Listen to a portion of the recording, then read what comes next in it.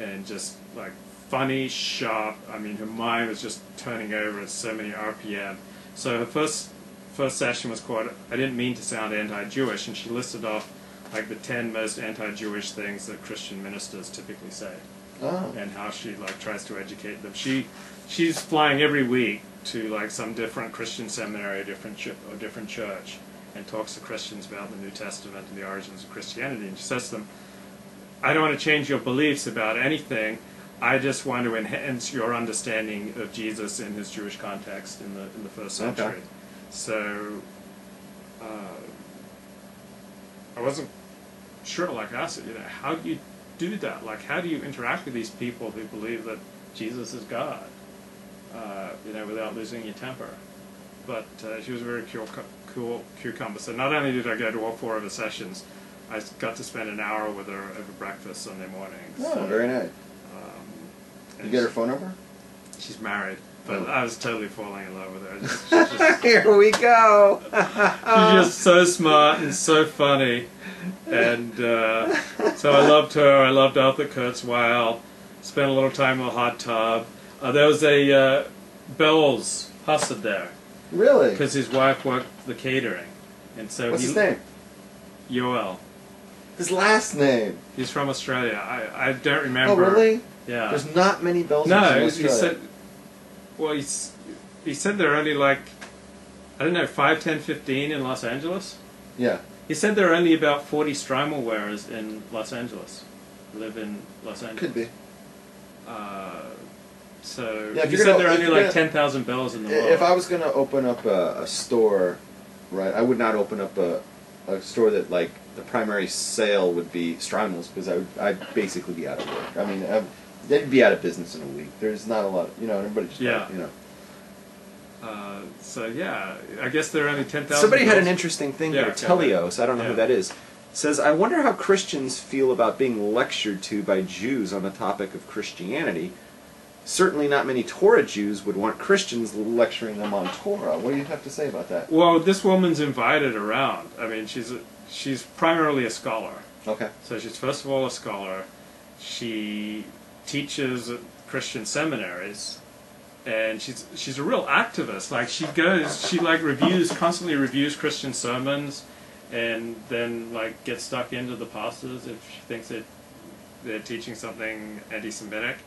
And so she's very well respected at the seminary level. So if you win the hearts and minds of the scholars, then that trickles down into the wider Christian world. So Christians invite her. They get her to come in and teach about the parables, because, I mean, Jewish approach to text study is kind of different from the Christian one. So Christians often find it invigorating to learn the Jewish approach to studying text.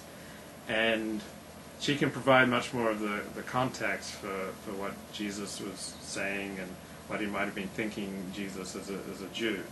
And obviously she doesn't believe that Jesus is God or Jesus is the Messiah, but she kind of is able to fill in the gaps, so to speak, in the New Testament. So the Christians invite her to come around, and she said it's universal. I said, there's like one strand of Christianity that's more open to what you have to say than another. And she said, no, she speaks to Catholics, to evangelicals, and to mainstream Protestants. So she hits the whole Megillah, and she consults this like Christians for Middle East Peace activist group. Like said, hey, we're getting all these complaints from the Israeli embassy about what we're saying. We don't understand why what we're saying is anti-Semitic. So could you come consult with us? She consults with the World Council of Churches. She's left wing. She's affiliated with Americans for Peace now, but just really smart. So I get a kick out of anyone who's really smart and really funny, even if their politics are completely contrary to mine. You mentioned about the Catholics. I wanted to bring up an anecdote. I don't know, maybe somebody might find this interesting. Recently, one of my friends was considering going to a Catholic college, Catholic university. Mm-hmm. And so anyways, I was hitting up, because I have Catholic friends who are very devout, and I was asking them, since she's Jewish, what's it going to be like for her? You know, what do they have to offer in terms of Jews? Are they going to try to, you know, convert her and blah, blah, blah, blah, blah, and all these things, right? So I was asking my Catholic friends what they knew, and whatever, the conversation got to the point where they were like, you know what? I should approach the faculty or the, you know, the administration there and say that I would want to open up a Jewish studies department. And according to my Catholic friends, the university might be open to that. Wow. Yeah.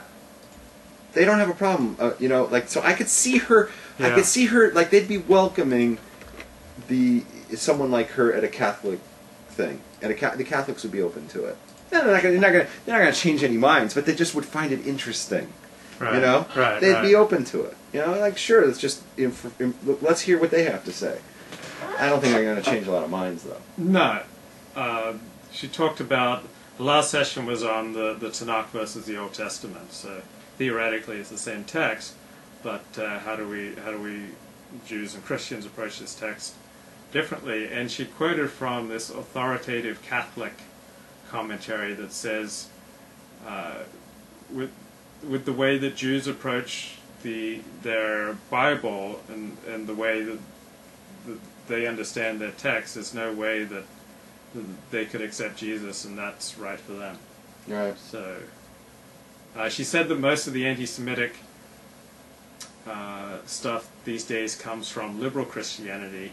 She said that's because liberal Christianity, they're less likely to regard Jesus as divine and believe in the Trinity, so they have to find ways to distinguish Jesus the man. You know, what makes him so special if he's not God? And the easiest way to do that is by dumping on first century Judaism. So if you can't say Jesus is God, you have to distinguish Jesus from his historical context, and the easiest way to do that is to say his historical context is really bad, so you end up portraying first century Jewish life as like the Taliban, you know, and Jesus is like liberating people from the Taliban. So yeah, I got it. Okay. So overall, you liked your weekend? I love my weekend. So you spent your most time in classes? And yeah, mainly in classes. So let me get a feel of this, because I never heard of this LimmudLA until you came along. It seems like it's egalitarian. Well, there are like different, like for the davening, they have different rooms where you can daven according to your minhag. So, no, did I tell you about the story about the Frumies have, you know... Did I tell you the story, like, when I went to the Jewish Federation, the General Assembly? No. Friday night, there was like, it's like 20, in a hotel, there was like 2,000 people, there was like 25 different rooms, and they all had a different brand of services. Yeah, and they ranged from davening, like, you know, to, you know, some woman on a guitar, and everybody's like standing holding hands. I was like, whoa, you know, it's like, they went from like to like a Avodah Zorah. Yeah. And it got weird. Is that how it was? Yeah. So what attracts you to that? Well, I love hanging out with different Jews and being able to go to all these different classes. I mean, some like great minds, and I can still daven the way I want to daven. They keep the public space on Shabbat, Shomer Shabbat, so they have a. And the whole thing was kosher under somebody's. The whole thing was kosher under somebody's hashgacha. They had a Shabbat elevator operating. Oh, okay. People weren't on their cell phones on Shabbat. Like they kept the public space Shomer Shabbat, but people, you know, if they wanted to, they could go after the hot tub or, you know, go to their room and do what they like. They just kept the public space Shomer Shabbat, and I just loved, you know, interacting with different types of Jews. So for the davening, you would separate off into whatever your niche was, but then you'd come back together to eat a Shabbat meal, or you sometimes for like lunch, you'd take your lunch, and then go to whatever session you wanted to. So like I enjoy, you know, all types of different. Very nice. Different people. So you had a good time all together. You met women. Yeah, I wasn't like a Lothario, and it wasn't like some giddy experience. I mean, I didn't like leave behind who I was and who I am and what my troubles are. So, in many ways, like the most painfully lonely times are when you're in a crowd and you're alone.